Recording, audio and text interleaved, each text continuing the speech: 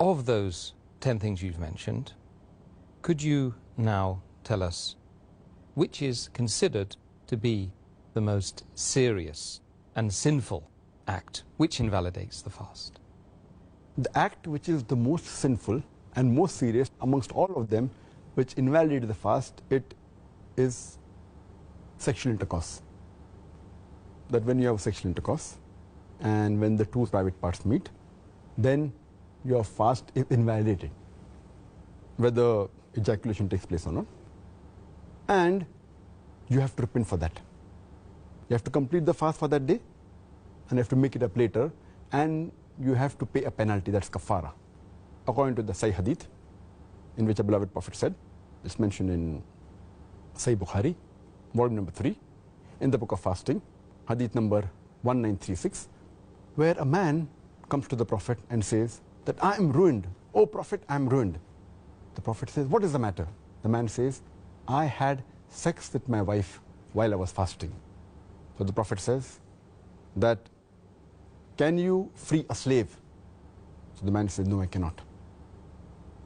Then the Prophet asks, can you fast consecutively for 2 months?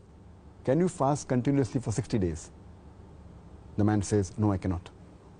Then the Prophet says that, can you feed 60 poor people? And the man says no, and the hadith continues. In short, we come to know from this hadith that if any person does a sexual intercourse, it is one of the major sins. It is the most serious and sinful amongst all the things that break the fast.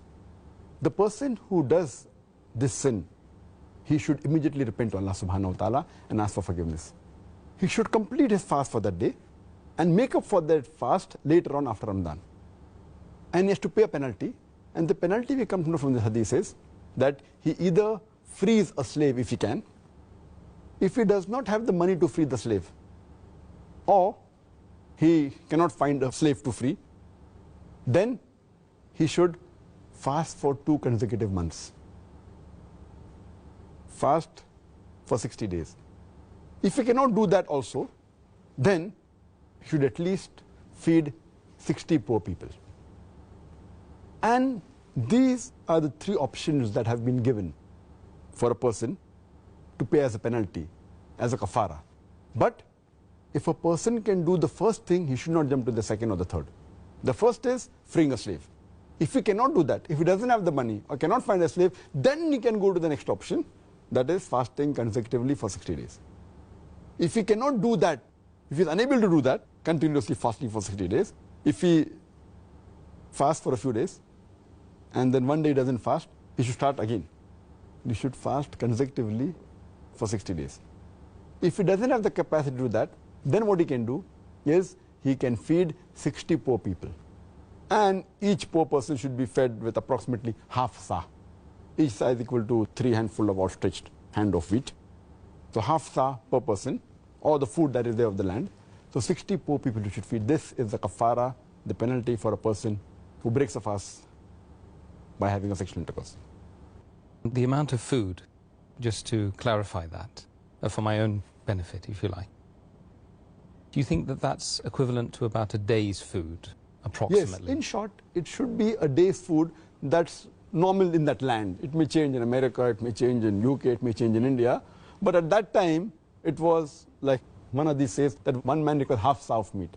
And each sa of meat is outstretched, 2 hands is outstretched. And the amount of wheat that comes in, that's equal to sa.